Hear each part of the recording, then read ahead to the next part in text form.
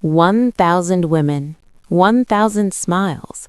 1,000 times Lee Hyun-woo had looked into the eyes of a beautiful socialite, only to see the reflection of his own bank account instead of his soul. So he did what any cynical billionaire would do. He stripped off his $5,000 suit, donned the frayed, earth-toned rags of a beggar, and sat on a cold Seoul sidewalk to watch. He watched the greed, the judgment, and the way every person he once called a peer looked past him as if he were invisible. Then, a young black woman stopped. Faith Monroe. She didn't look past him. She leaned down with open body language, her modest white gown a stark contrast to the gutter. She reached into her bag, pulled out a small gold heirloom, and placed it in his bowl with a sincerity that made his heart stop.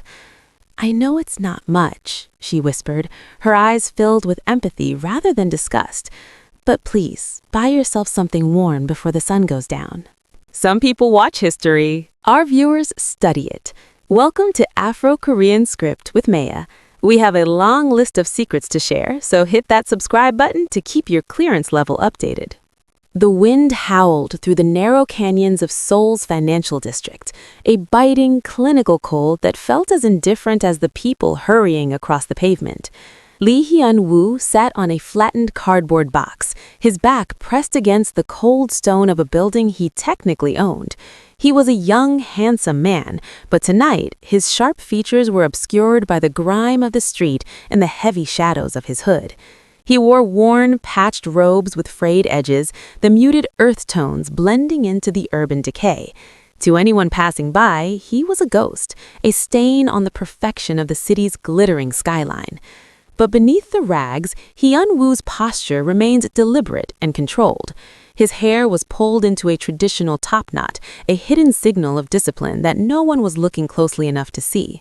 This was his experiment, a radical descent from the high-tech boardrooms where 1,000 women had smiled at him this year, not at his face, but at the billion-dollar empire he represented. He had been on this corner for 3 days, playing the role of a beggar to test a world he had grown to loathe for its calculated greed. He watched them, the socialites in their $5,000 suits and the ambitious executives who had once bowed to him in meetings. 99 people had passed him tonight. Some had looked away with a flicker of disgust. Others had stepped around him as if he were a piece of discarded trash. He saw the judgment in their eyes, the way they stripped him of his humanity because of the fabric on his back. His cynicism felt justified, a cold fire burning in his chest as he clutched a simple wooden bowl with hands that held hidden authority. Then, the rhythm of the sidewalk changed. Faith Monroe approached with a quiet grace that seemed to push back the oppressive cold. She was a young black woman of striking natural beauty, her presence a soft contrast to the sharp, angular intensity of the glass tower surrounding them. She wore a modest white gown, simple but clean, reflecting a dignity that didn't rely on a bank account. While others hurried to their warm cars, Faith slowed her pace. She didn't look past him. She looked directly at him, her expression focused and filled with an unguarded empathy which separated her from the cold indifference of the crowd. Faith knelt before him on the dirty sidewalk, her open body language shattering the invisible wall Hyun-woo had built around his beggar persona. She reached into her bag, pulled out a small container, still warm, and placed it gently near his bowl. "I know it isn't much," she whispered, her eyes filled with empathy rather than disgust, "but please, buy yourself something warm before the sun goes down." He unfroze, his intense gaze locking onto hers. He was searching for the lie, the hidden camera, or the spark of pity that usually masked a desire for self-praise. But he found nothing but sincerity. Her eyes held no judgment, only a deep, attentive kindness that saw the man behind the rags. "Why?" he asked, his voice rough from disuse. The hidden command in his tone nearly betrayed him. Faith smiled, a genuine, warm expression that made the neon lights of Seoul feel like a distant, artificial glow. "Because everyone deserves to be seen, sir, not just the people in the buildings." She stood up, smoothing her gown with a grace that left Hyun-woo breathless. As she walked away into the neon-streaked mist, Hyun-woo didn't look at the food. He looked at her, his curiosity transitioning into a restrained emotion that terrified him. The experiment had just taken a dangerous turn. He had set out to find a wife of character, but in the unguarded eyes of Faith Monroe, he had found something he wasn't prepared for, a reason to stop being a ghost and start becoming the man she believed he was. The cold deepened as the city's heart began to slow, the glittering towers of the business district standing like frozen monoliths against the midnight sky. Lee Hyun-woo remained on his cardboard throne, the warmth of the lunch Faith had provided lingering in his hands, though his mind was already miles ahead of the meal. He had spent his life analyzing assets and calculating risks, but Faith Monroe was a variable he couldn't quantify. He watched her through the shadow of his hood as she returned, her white gown moving like a soft light through the gray mist of the alley. She knelt again, the proximity creating a dangerous bubble of intimacy that made Hyun-woo's pulse thrum with a restrained emotion he hadn't felt in years. Her striking natural beauty was unguarded, her eyes searching his face with a sincerity that bypassed the frayed edges of his patched robes. She didn't see the hidden authority in his noble posture or the discipline of his neatly styled hair. She saw a man who was cold, a man the world had forgotten. "I've been thinking about you since I left," Faith whispered, her voice a low, warm hum that seemed to push back the clinical chill of the wind. She reached into a small pocket of her gown and withdrew an object that caught the flickering neon light. It was a small gold locket, simple and worn, but it radiated a quiet dignity that matched her own. "This belonged to my grandmother. It's the only valuable thing I have left." Hyun-woo froze, his intense gaze locking onto the gold as she pressed it into his palm. He felt the weight of it, not just the metal, but the sacrifice it represented. For a woman working 3 jobs to survive, this wasn't just jewelry, it was a safety net, a piece of history she was willing to surrender for a stranger in the gutter. "I can't take this," he said, his voice rough, the command in his tone nearly surfacing through his beggar's mask. "You need this more than I do." Faith shook her head, a genuine compassion softening her features. "Gold is just metal if it can't keep someone warm, sir. Use it, sell it, buy a coat that will last you through the winter. My grandmother would have wanted it to save a life, not sit in a drawer while someone shivered." In that moment, the social experiment Lee Hyun-woo had launched detonated. He had set out to find a wife of character, a woman who wasn't a checklist but a human being, and he realized he had found the chosen woman. The 1,000 women who had smiled at his bank account this year were ghosts compared to the radiant spirit kneeling in the dirt before him. He saw the purity and inner worth his mother had always claimed didn't exist in the world he inhabited. "You're a saint or a fool, Faith Monroe," Hyun-woo murmured, his fingers curling around the locket, his eyes locking onto hers with a curiosity that was rapidly turning into an obsession.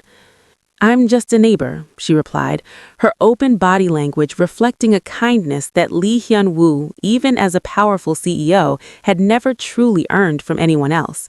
She stood, smoothing her gown, and for a second, the visual contrast between his ragged disguise and her quiet grace felt like a fateful riddle. She looked at him one last time, her expression warm and attentive. "Don't let the city harden you. There's still warmth to be found if you know where to look." As she disappeared into the neon-streaked mist, Hyun-woo didn't put the locket in his bowl. He tucked it against his chest, feeling the cold fire of the city lights reflecting in his eyes. He stood up, his rags suddenly feeling like a costume he was ready to shed. He had seen enough. He had watched 99 people treat him like a stain, but the 100th had looked at him and seen a man. He pulled out his phone, the high-tech screen a jarring contrast to his fraying sleeves, and made a single, deliberate call to his head of security. "I found her," he said, his voice returning to his low, commanding authority. "Clear my schedule for the next month. I need everything on Faith Monroe. And bring the car. The experiment is over. The obsession has just begun." The black sedan glided through the rain-slicked streets of Seoul, a silent, predatory ghost in the night that eventually pulled into the private underground garage of Lee Hyun-woo's corporate headquarters. Inside the elevator, Hyun-woo stripped off the frayed, earth-toned rags, leaving the beggar persona on the floor like a shed skin. By the time the doors opened to his private penthouse office, he was the billionaire CEO once more, his sharp, angular faces set in a mask of cold, commanding authority. He moved to his heavy mahogany desk, the clinical white light of the high-tech monitors reflecting in his intense eyes. On the surface of the desk sat the small gold locket, Faith Monroe's family heirloom. He picked it up, feeling the weight of the sacrifice she had made for a man she thought had nothing.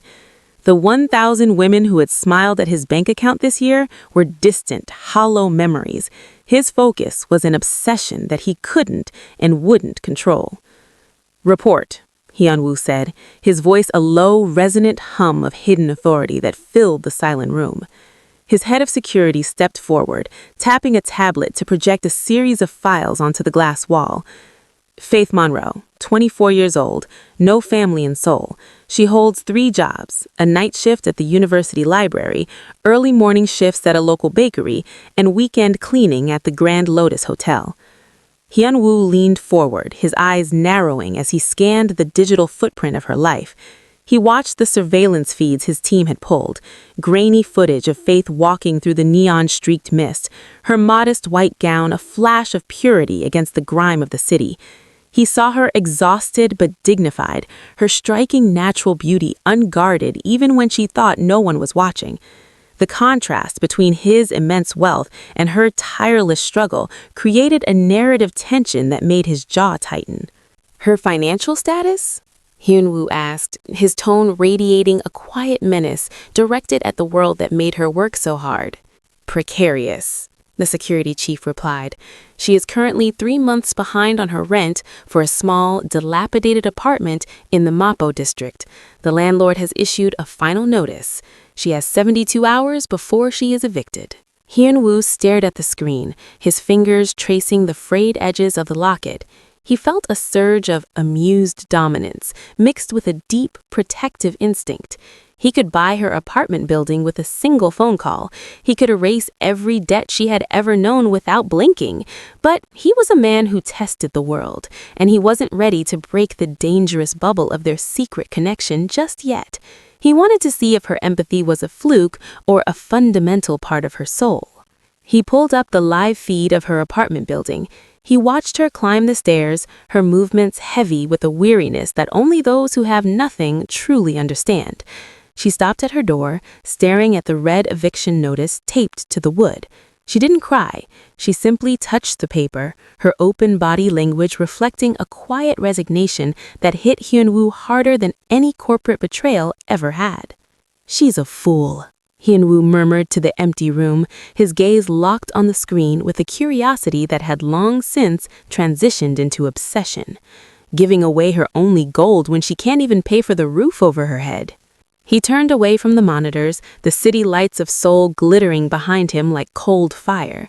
He was no longer just the CEO, he was the shadow in her life, a man who possessed the power to transform her world, but chose to watch from the darkness for one more night. He had found the chosen woman, and he would ensure she was protected, even if she didn't know the man she had helped in the gutter was now the one holding her fate in his hands. "Keep the surveillance active," Hyun-woo commanded, his voice returning to its absolute clinical precision. "I want to know every person she speaks to, every meal she misses, and every cent she spends. And find out who the landlord is. I want to buy that debt, personally." As the security chief nodded and retreated, Hyun-woo sat in the silence of his empire, clutching the gold locket. He was the most powerful man in the city, but as he watched Faith Monroe through the digital veil, he realized she was the only one who truly possessed anything worth having. The morning mist clung to the glass towers of Seoul's business district, a thick, clinical gray that masked the city's sharp edges. Faith Monroe hurried along the sidewalk, her modest white gown a flash of purity against the dark, tailored suits of the morning commuters. She was exhausted, the weight of 3 jobs and an imminent eviction notice pressing against her like a physical force, yet she carried herself with a quiet grace that no amount of poverty could dim. Her striking, natural beauty was unguarded, her eyes focused on the entrance of the Grand Lotus Hotel, where her next shift awaited. She didn't notice the black sedan idling at the curb, nor the man watching her from behind the tinted glass with a predatory stillness. Lee Hyun-woo stepped out of the vehicle just as Faith reached the hotel's revolving doors.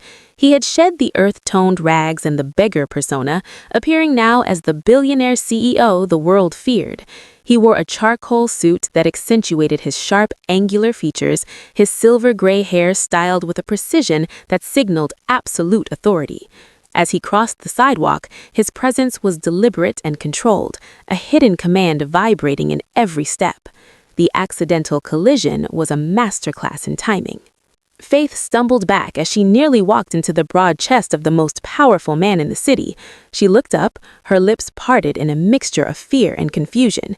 She didn't recognize him, of course. To her, he wasn't the man she had shared her lunch with in a dark alley. He was a god of industry, a figure of intense, controlled dominance that radiated a quiet menace.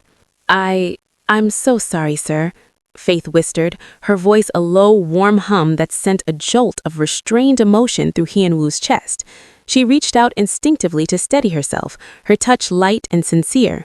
Hyun-woo caught her arm, his fingers lingering on the soft fabric of her sleeve. He felt a surge of amused dominance as he looked into her unguarded eyes, the same eyes that had looked at him with empathy when he was a beggar. "You seem to be in quite a hurry, miss." Faith Monroe, sir," she replied, her open body language reflecting a dignity that made him tighten his grip just a fraction. "Well, Miss Monroe, you've just nearly knocked over the man who holds your employment contract," Hyun-woo said with a low, resonant hum of hidden authority. He watched her process the words, the way her strikes of natural beauty were clouded by a sudden, sharp anxiety. "An assistant? Sir, I'm just a cleaner here. I don't have the experience for—" "I don't hire experience. I hire character," Hyun-woo interrupted, his tone leaving no room for refusal. He leaned in closer, trapping her in a dangerous bubble of intimacy. "I've been watching the staff, and you are the only one who treats the guests like a checklist. Come to my office at noon. If you're late, the offer is retracted." He let go of her arm and turned, walking toward his waiting car without a backward glance. He knew she would come. He knew she had no other choice, not with an eviction notice pinned to her door. Inside the sedan, Hyun-woo allowed a thin smile to touch his lips. The game of cat and mouse had officially begun. He was leading a dual life now, playing the beggar to test her soul by night and the CEO to possess her world by day. He was obsessed with her, fascinated by the contrast between her rags and her quiet grace. As the car pulled away, he looked at the gold locket resting in his pocket, the gift she had given a man who had nothing, and realized he would do anything to see how far that kindness would go before it finally broke under the weight of his world. The penthouse office of the Lee Group was a fortress of glass and cold ambition, but for Lee Hyun-woo, it had become a tactical command center for a singular obsession. He sat behind his desk, the clinical glow of the monitors illuminating his sharp, angular features as he reviewed the latest surveillance logs. He watched the digital paper trail of Faith Monroe's life with a predatory stillness, his posture deliberate and controlled. While the world saw a billionaire CEO managing a global empire, Hyun-woo was busy nurturing a flame that had been sparked in a dark alley. His obsession was no longer just about the experiment. It was about the woman. He watched a live feed of Faith at her new desk in the executive wing. Even in the high-pressure environment of his headquarters, she moved with a quiet grace that refused to be intimidated by the gold-plated surroundings. Her modest white gown, though simple, stood out against the sterile, tailored suits of the other staffers. She worked with an unguarded intensity, her eyes focused and attentive, treating every task with the same sincerity she had shown when sharing her lunch with a beggar. "The eviction notice has been resolved," his head of security reported, his voice a low hum that didn't break Hyun-woo's focus. The landlord received a cash payment for the full balance, plus a year in advance. He was told it came from an anonymous local charity. Hyun-woo nodded, a surge of amused dominance crossing his face. He had secretly purchased the entire apartment block that morning, ensuring that Faith's home was now under his hidden authority. He had also cleared her outstanding medical debts and placed a scholarship fund in her name at the university library where she used to work. To the world, these were random acts of corporate philanthropy, but to Hyun-woo, they were a way to clear the path for the woman who had looked at him and seen a human being. He watched her on the screen as she received a call from her landlord. He saw the moment the weight of the world lifted from her shoulders, the way her lips parted in a gasp of pure relief, her hand flying to her chest in a gesture of unguarded emotion. She didn't look for a hidden catch. She simply closed her eyes and offered a silent prayer of thanks. Seeing her joy through the digital veil created a dangerous bubble of intimacy that Hyun-woo hadn't anticipated. He wasn't just observing her anymore, he was falling for the purity of her spirit. Later that afternoon, Faith entered his office to deliver a set of reports. The tension in the room crackled as she approached. Hyun-woo leaned back, his intense gaze locking onto hers, trapping her in his space. He saw the subtle accessories in her hair and the care she took with her appearance despite her poverty, a reflection of the dignity he so admired. "You look lighter today, Miss Monroe," his voice a low, resonant hum of hidden authority. Faith smiled, a warm, unguarded expression that made the clinical perfection of the office feel suddenly hollow. "I had some good news, sir. A miracle, really. It feels like someone is looking out for me." Hyun-woo felt a jolt of restrained motion. He reached into his pocket, his fingers tracing the frayed edges of the gold locket she had given him when he was a beggar. He was the one looking out for her, the shadow in her life who possessed the power to give her everything. Yet he remained obsessed with the version of her that needed nothing. He watched her leave, his eyes following the graceful lines of her silhouette, and realized that his cynicism had been completely dismantled. He had set out to test the world, but he was the one who had been changed by the quiet grace of the girl who loved him when he was invisible. The clinical perfection of the Lee Group headquarters was suddenly punctured by a presence that carried more weight than any billion-dollar merger. Madam Kang, Lee Hyun-woo's mother and the matriarch of the Lee dynasty, swept through the executive wing with a cold, predatory grace that made the air turn brittle. She was a woman of iron tradition, her sharp, angular features frozen in a mask of practiced indifference, but her eyes were searching, locked onto the subtle shift in her son's behavior that signaled a hidden authority was being undermined. She hadn't missed the way Hyun-woo had been canceling high society galas or the pre-earthquake silence that settled over him whenever a certain name was mentioned. To her, people were assets to be managed or liabilities to be purged, and she sensed a liability in the midst of her carefully controlled world. Madam Kang stopped at the glass wall overlooking the assistant's bullpen, her gaze landing on Faith Monroe. Even from a distance, Faith stood out, a young black woman of striking natural beauty, her open body language and modest white gown a direct affront to the rigid gold-plated expectations of the Lee family. Faith was currently focused on a file, her expression warm and attentive, unaware that she was being studied like a riddle that demanded a violent answer. "So this is the miracle I've been hearing about," Madam Kang murmured, her voice a low, resonant hum of hidden menace. Hyun-woo stepped out of his office, his posture deliberate and controlled, his intense eyes immediately locking onto his mother. He felt a surge of defensive obsession, a dangerous bubble of protection forming around the woman he had spent weeks nurturing. He moved towards Madam Kang, her sharp features set in a mask of absolute authority. "Mother, I wasn't expecting a visit," his voice a low, commanding hum that left no room for refusal. "Evidently," Madam Kang countered, her gaze never leaving Faith. "I hear you've been liquidating private accounts to pay off the debts of a cleaner. I hear you've been testing the world again, Hyun-woo. But you've let a commoner into the fortress, and that is a mistake that could detonate our entire legacy." "She is my personal assistant," Hyun-woo replied, his tone radiating a quiet menace. "And her character is worth more than the entire checklist of socialites you've tried to force upon me." Madam Kang turned to him, her thin smile as sharp as a blade. "Character is a luxury for those who can afford it. In our world, status is the only reality.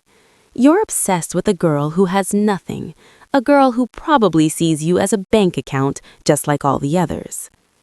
"She saw me when I was a beggar," Hyun-woo said, the words slipping out before he could restrain them. The silence that followed was a pressurized chamber. Madam Kang's pupils dilated, her lips parting in a flicker of shock that was quickly replaced by a calculated dominance. She didn't ask for clarification. She didn't need to. She understood that her son had gone further into the gutter than she had ever imagined, and that Faith Monroe had failed to treat him with the disgust he had sought. "A beggar?" Madam Kang whispered, the word dripping with scorn. "You've turned our bloodline into a social experiment, and you think her empathy is genuine? You think a girl working 3 jobs doesn't know how to spot a mark, even one dressed in rags?" "She gave me her grandmother's gold," Hyun-woo countered, his jaw tightening. "She gave up her only safety net for a stranger. That isn't a play for money, mother. That is a heart you will never understand."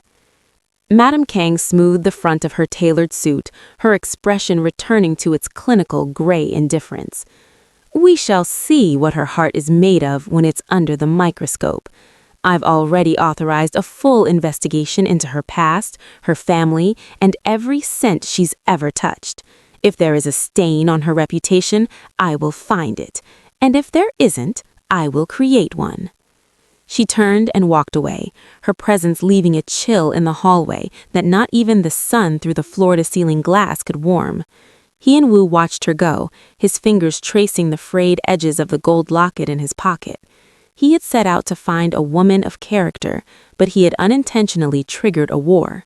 He looked back at Faith, who was still working with that same quiet grace, and realized the gilded cage he had built for her was no longer a sanctuary. It was a target.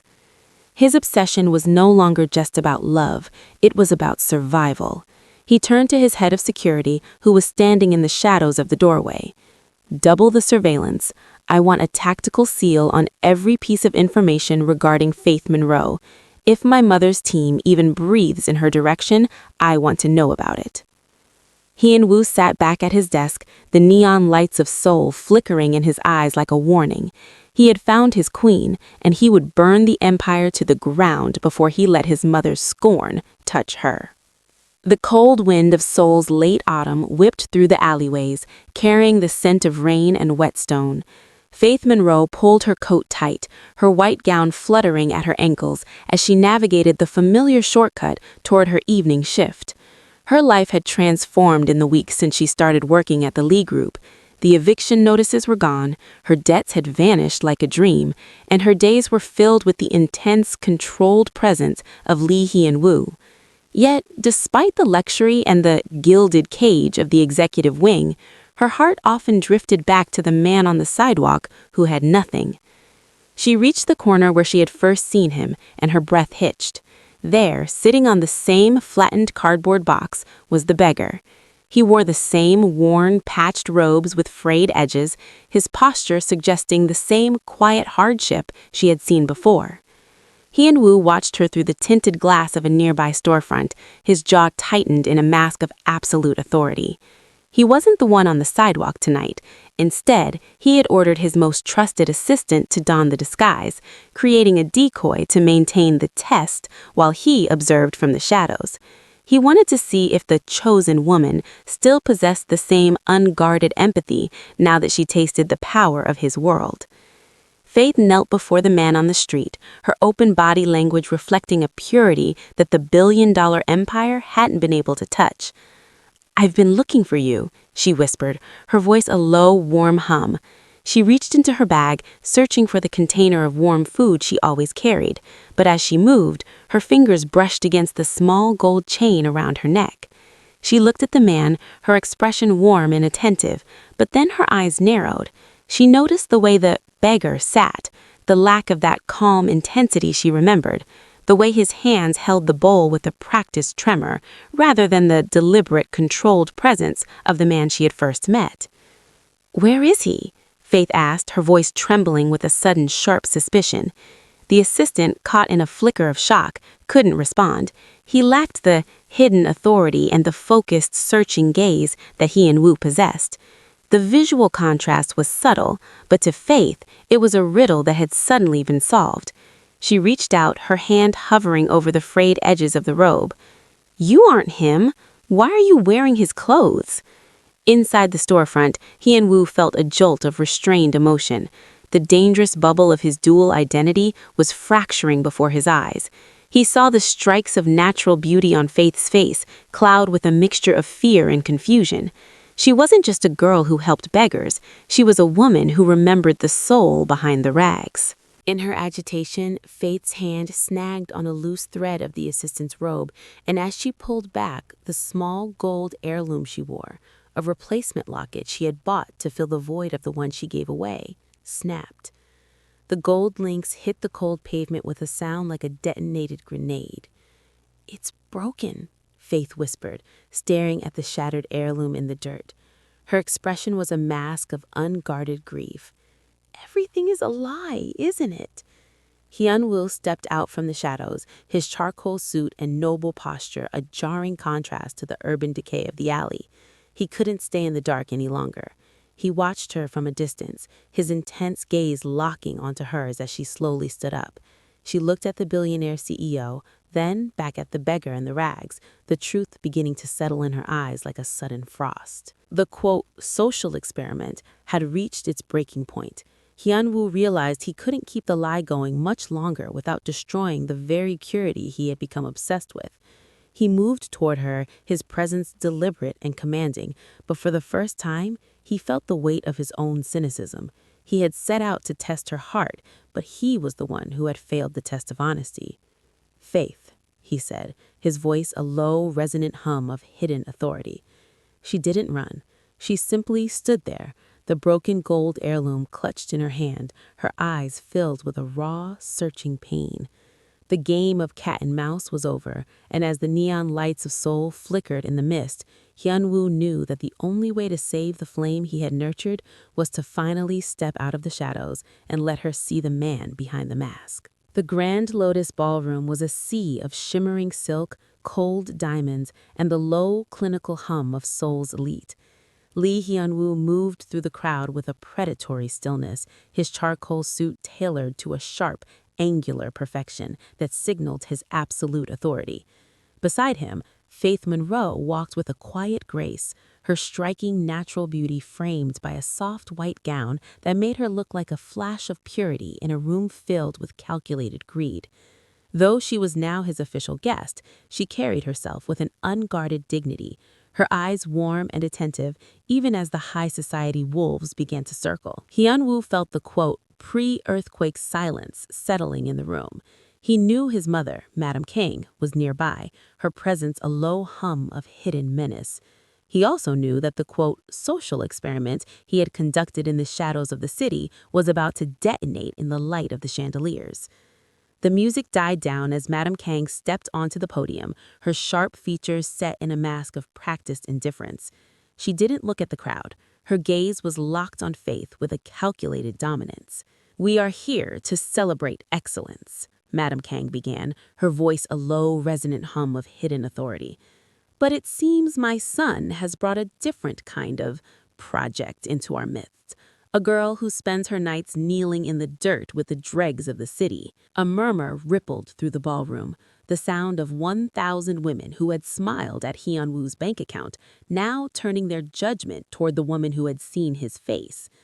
A large screen behind the podium flickered to life, displaying grainy surveillance footage. It wasn't the CEO in his office, it was the beggar in his frayed, earth-toned rags, and Faith Monroe kneeling before him with open body language, offering him her lunch.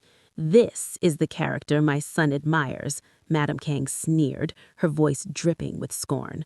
"A commoner who doesn't even have the sense to spot a mark, wasting her grandmother's gold on a ghost in the gutter." Faith stood frozen, her radiant brown skin turning pale under the clinical white lights of the ballroom.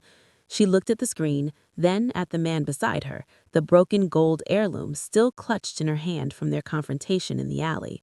The visual contrast, her modest grace against the projected imagery of the ragged disguise, created a narrative tension that made the air in the room feel thin and humid. Hyun-woo felt a surge of defensive obsession. He stepped forward, his posture deliberate and commanding, his intense eyes locking onto his mother's with a quiet menace that made the socialites recoil. "You want to talk about reality, mother?" Hyun-woo's voice was a low, commanding hum that filled the silence. He turned to the crowd, his gaze focused and searching. Every person in this room looked past that man on the sidewalk. You treated him like a stain, like a checklist of failure. But Faith Monroe was the only one who stopped. She was the only one who saw a human being beneath the rags. He walked toward her, trapping her in a dangerous bubble of intimacy as he took her hand. "She didn't give that gold to a beggar," he said, his voice dropping to a low, resonant whisper that echoed through the ballroom. A collective gasp shattered the clinical perfection of the event. Hyun-woo looked directly at his mother, his expression a mask of calculated dominance. "I was that beggar. I was the man in the rags, and I sat in the cold for 3 days to see if anyone in our world still had a soul. Only Faith Monroe passed the test." Madame Kang's face went carefully blank, her pupils dilating as her own investigation detonated in her face. Faith looked up at Hyun-woo, her lips parted in a mixture of fear and restrained longing, the truth finally settling in her heart like a warm light. "I am obsessed with her, not because she is a project," Hyun-woo declared, his fingers tracing the frayed edges of the locket he still carried in his pocket, "but because she is the only person here who is truly wealthy. And from this night forward, she is not my assistant. She is the woman who saved the man behind the billionaire." As the neon street skyline of Seoul glittered through the ballroom windows, Hyun-woo held Faith firmly in place, his dominance finally finding its purpose in her protection. He had set out to test the world, but in the silence of the gala, he realized that by choosing her, he had finally passed the only test that mattered. The aftermath of the gala felt like the cooling of a forge, the white-hot scandal of Lee Hyun-woo's revelation settling into a heavy, unyielding reality that gripped the city of Seoul. In the weeks that followed, the billionaire CEO moved with a predatory stillness that terrified his board of directors. He didn't just weather the storm, he dismantled the sky. Lee Hyun-woo began the clinical process of liquidating his traditional ties, systematically shedding the family-linked assets and archaic board structures that had allowed his mother's hidden authority to thrive. He was no longer a man testing the world from a cardboard box. He was an emperor clearing the land to build a new fortress. The visual contrast between his former life and his new direction was absolute. Gone were the high society galas and the checklist of debutantes. In their place was a quiet, focused intensity directed solely at Faith Monroe. Hyun-woo watched her through the floor-to-ceiling grass of their new home, a private sanctuary far from the prying eyes of the Lee dynasty. He saw her moving through the gardens with that same quiet grace, her striking natural beauty unguarded in the morning light. She still wore the modest white gowns she favored, but now they were made of the finest silks, a reflection of the inner worth he had seen when she was just a girl sharing her lunch in a dark alley. Their wedding was not a corporate merger disguised as a celebration. It was a private, fateful moment held at dawn, away from the clinical hum of the city. Hyun-woo stood at the altar, his posture deliberate and controlled, his noble facial structure set in an expression of restrained emotion. When Faith appeared, her hair styled neatly and adorned with the repaired gold heirloom, the dangerous bubble of their shared history felt like a shield against the world.